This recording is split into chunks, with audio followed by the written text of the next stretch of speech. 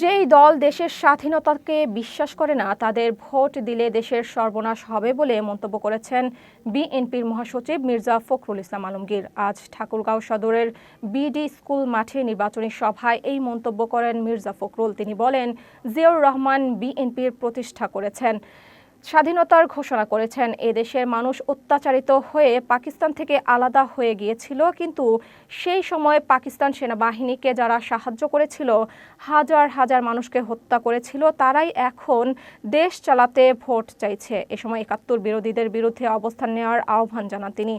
এদিকে জামাতে ইসলামের আমির ডাক্তার শফিকুর রহমান বলেছেন, ক্ষমতায় গেলে চাঁদাবাজদের পুনর্বাসন নয়, বরং কর্মসংস্থানের ব্যবস্থা করা হবে। আজ কুষ্টিয়ায় এক নির্বাচনী সমাবেশে এইসব কথা বলেন তিনি। তো আমাদের উপর অর্পণ করেন, তাহলে আল্লাহর কসম, আল্লাহর কসম, আল্লাহর কসম, জনগণের সম্পদের উপর আমরা হাত দেব না। আমরা জনগণের চৌকিদার হয়ে আপনাদের আমানতের হেফাজত করব ইনশাআল্লাহ। আমরা সরকারি তহবিলের প্রত্যেকটি আয় ব্যয়ের হিসাব আপনাদের সামনে জনসমক্ষে দিতে বাধ্য থাকব।